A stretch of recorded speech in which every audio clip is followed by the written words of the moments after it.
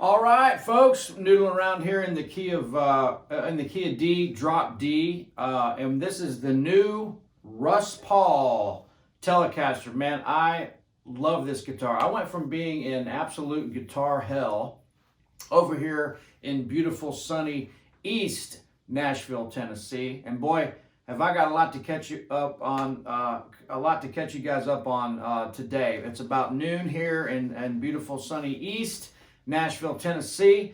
I'll tell you more about this guitar. I love Russ Pahl, man. He's a fantastic musician. We've done some sessions and touring together with John Oates, and he plays on a million records here in Nashville. Just a really, really cool guy from Minnesota, been down here for 40 years, plays on a ton of stuff, all that Dan Auerbach and all the stuff you hear on the radio. But just a fantastic human being and an amazing musician. And he builds leather bags and leather stuff. He's a real Renaissance man, tinker kind of dude. And he started building guitars. He's also a great guitar player. And I've had a couple of his guitars throughout the years. And he came over last Monday, before we went down and played at the Underdog, where Josh Smith and Kirk Fletcher showed up, my buddies that were in town rehearsing with Joe Bonamassa. Went to that show last night, saw those guys, had dinner with all those guys on Thursday night for Josh's birthday. Sat and had a nice steak dinner with Joe and all the cats. There was about 5 of us there. Nice little dinner at Jeff Ruby's Steakhouse here in Nashville. Anyway, it's been a lot of stuff going on. Doing a lot of video content, doing this Follow Doc thing that we're working on. I've got a couple different producers that I've been working with and doing some of this kind of, for lack of a better comparison, well, there is no better comparison, really. I'm wanting to do something in the flavor of like an Anthony Bourdain style, but through the eyes of a working musician here in Nashville that knows the town and knows all these people. And so I've been working on that. So also, Russ came over because we're working on some new music. We're going to be releasing some music before Christmas. And so there's going to be new music. There's going to be new video content. There's going to be some Follow Doc stuff. New website, new merch coming, which you're really going to love. You're going to love the website. You're going to love the merch. And man, all this stuff just continues to grow and continues to roll. And so it's been a pretty exciting week. Started the week off with Josh and Kirk coming out and got some great footage of that at the Underdog here in East Nashville. My weekly Monday night gig. I'm not doing so much at the kitchen downtown anymore.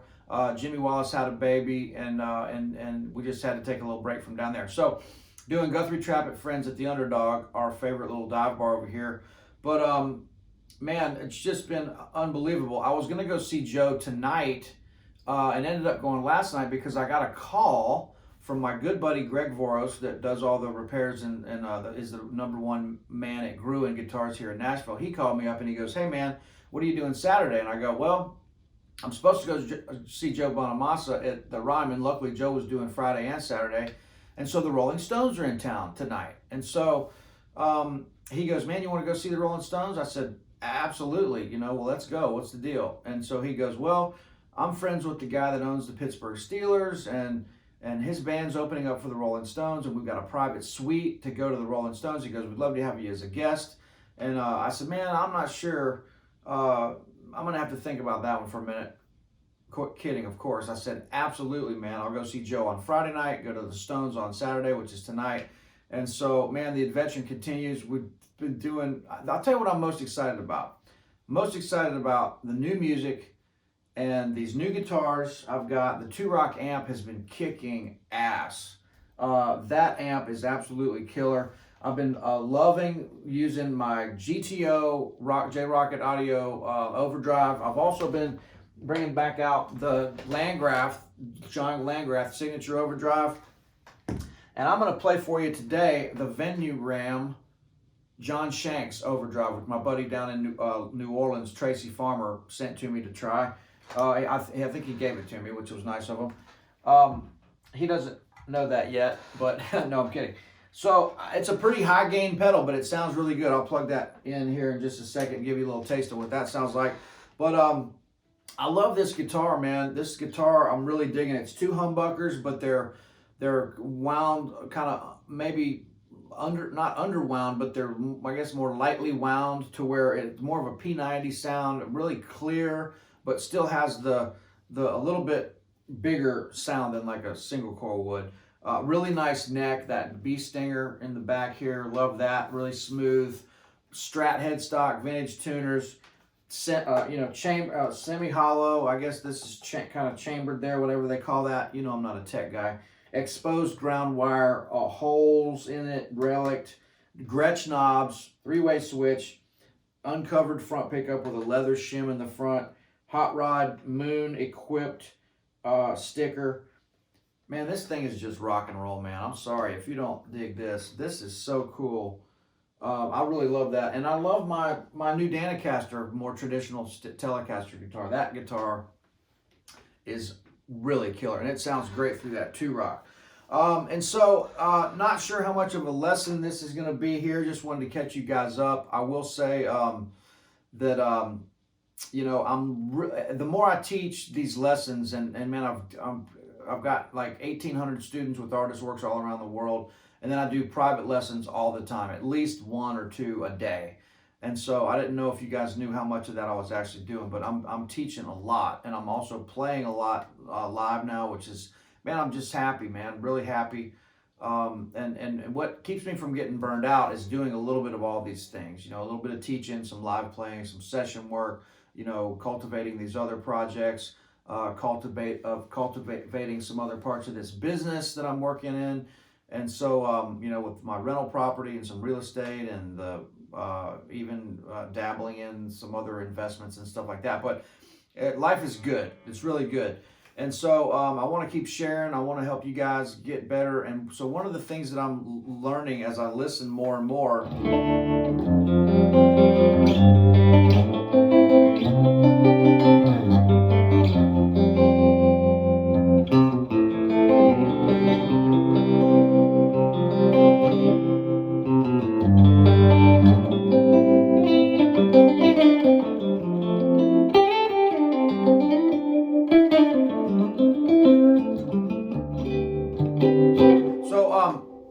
one of the things I was going to say is really listening.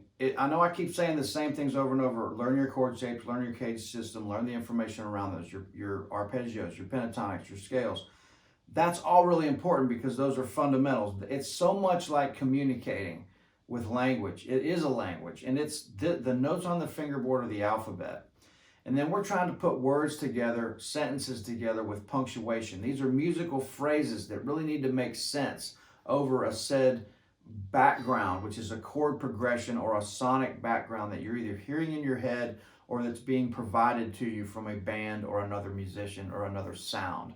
And so these are broad strokes here, folks. And so, but the thing about it is it's listening. You have to listen so much. I mean, they say practice with a blindfold on sometimes. You know, I don't disagree with that because guitar can be so visual. We're looking at the patterns and our hands are going to these places.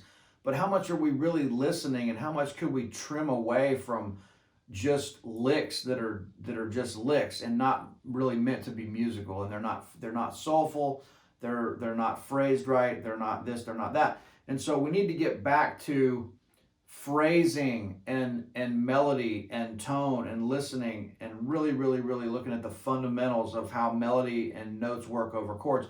The major scale is not meant to be a hamster wheel. You know, it's meant to be, okay, so if I stop, I've done this exercise before. If I'm playing in D and I'm playing the major scale,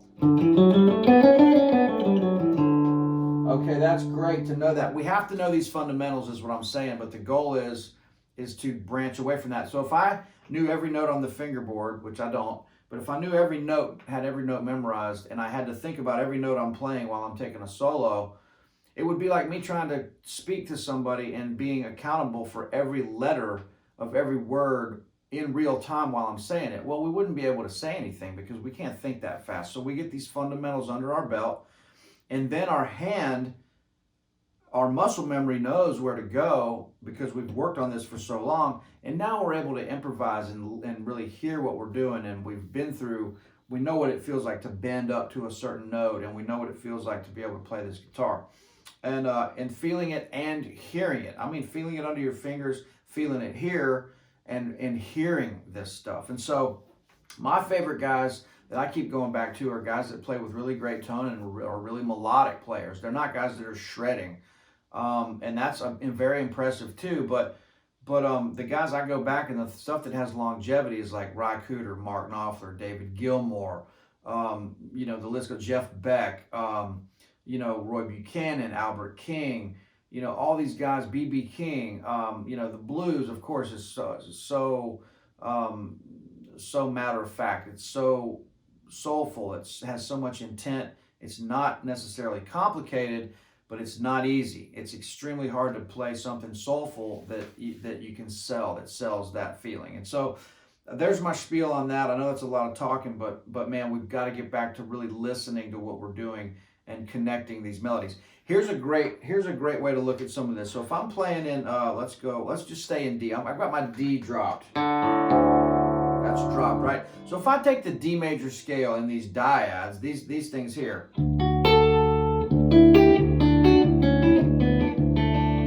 if I take this,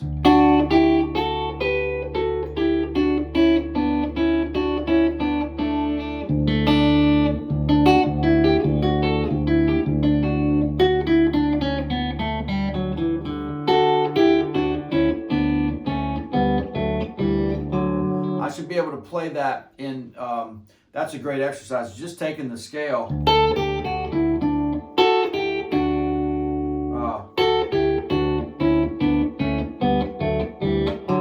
playing that in 2 notes. So that's like your chord.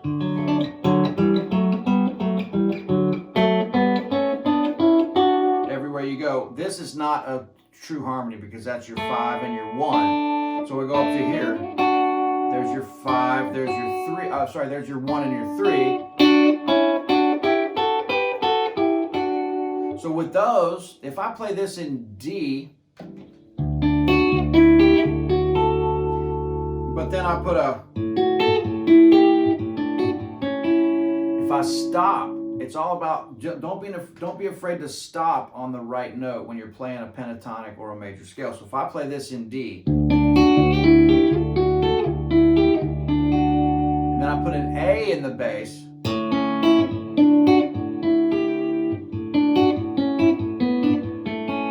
Now it takes on a different form because I'm still playing, but now I have to stop on one of the notes that's in the A chord. So if I play D major scale over D, but then I go A, let's see, D, A. I'm stopping on the major third of A. I can't just play the D major scale and land on any note. I can play the D major scale over A and it turns into A mixolydian, which I don't like to talk about modes, but if you go there, that's what it is. But it's just that sound that it takes on. It's taken on this. Here's D. Here's A. But I have to go. I have to land on.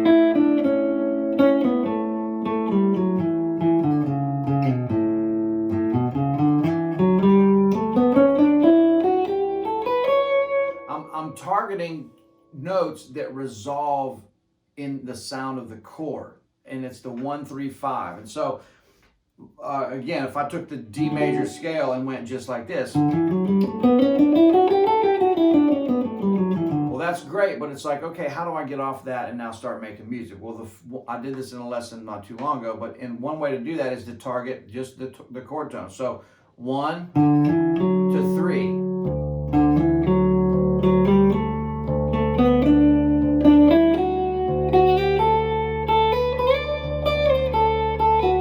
So what I'm doing is I'm taking out the natural 7. Because that's not a chord tone as far as your 1 through 5. So I'm taking the major scale out, but I'm taking the natural 7 note out of it, which would be, because that's really targeting a major 7 chord. So I'm doing this. I'm simplifying it a little bit.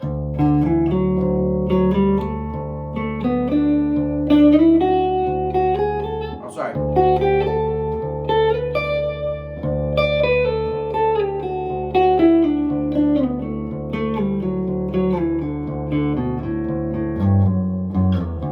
That sounds more like music than doing this. Right? I'm going.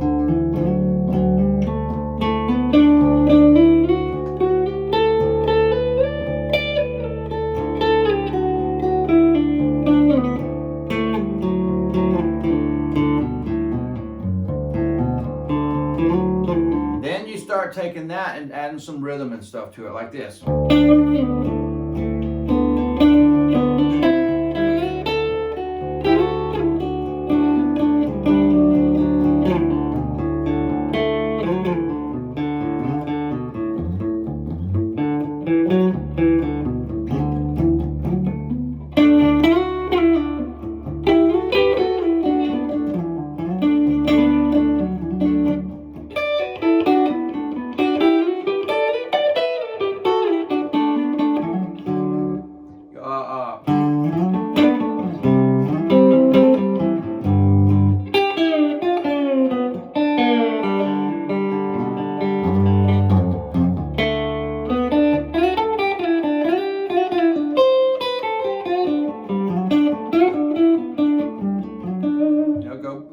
Start adding a little flat 7 and some bluesy stuff there. So we just need to focus on really using our ear, playing through major sounds, dominant 7, Mixolydian or the dominant 7 scale, minor,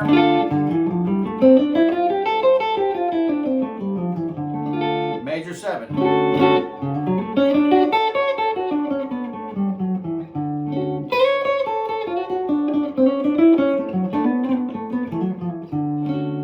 And then major.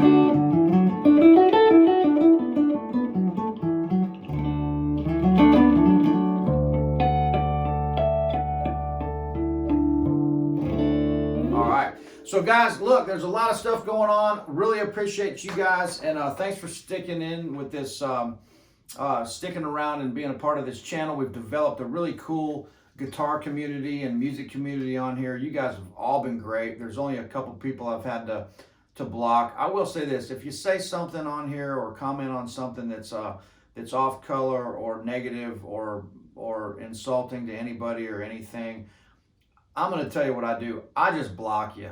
These days, I don't have any. I've got no patience or no time or energy for anything negative. And I really, really, really appreciate good people in my life, and I've been lucky, and I don't have time for any of the other. And so I'll just block you if you do that. So the people that are listening are all good. So there's that. So anyway, that being said, thank you guys so much. Man, it's just great to be in the Cool Kids Club here with you guys and Uncle Larry and Brett Papa and our buddies Ron Killo, Corey Congilio, Josh Smith, Kirk Fletcher, Joe Bonamassa, Ford Thurston, Jack Roosh.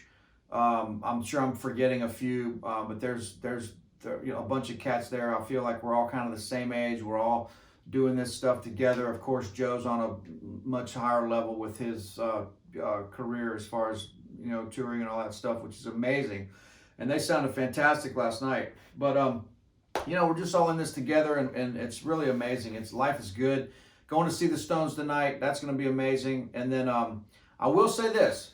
Check out the links below. Check out Artist Works for the full curriculum. I've got 1 million students on that. I'm teaching private lessons via Skype and Zoom. here at my house. You get a full video. It's like a mini clinic. I'm teaching you all the things that we use as professional musicians to navigate our way through the music business and songs and music every day. So I say taught by a professional, not a professor. Now, I will say this for the first time ever. If you guys want to contribute to the content that I'm putting out, and it's about to really ramp up big time. I've got some stuff that I'm really, really excited about. New music and some of this new follow documentary stuff that we've been filming the past week or so. I'm really getting excited about it, and it's serious. We're talking about, you know, pitching some of this stuff to some networks, and some producers are pretty serious about this stuff here. And so all this stuff's hitting at a really good time. So I'm saying, if you guys want to contribute anything to helping, you know, pay for some of these videographers that I'm using, these are young people. They're 23 years old, but really, really good at what they do. And if you guys want to help contribute to any of this stuff, please do. And if you want to contact me about doing any kind of, you know, any kind of private help or anything like that, you can always message me. I'm very accessible. But I'm not afraid to just to put this out there, because this is how things work. And so you can check out the Venmo and the PayPal links below. And so you know, I hope you guys don't take this the wrong way. I'm not begging for cash or anything here, but I'm just saying, you know, this is a great time to help. If you've ever felt like helping anything, this is a great time, because there's a lot going on, and it's going to be really good. And so I really appreciate you guys. That's enough of that. And have a great weekend. I always say this, I'm going to try to be more consistent with YouTube. Just life gets busy, and I know you guys understand. So thanks a bunch. See y'all soon. And boy, does the adventure ever continue. All right, see y'all.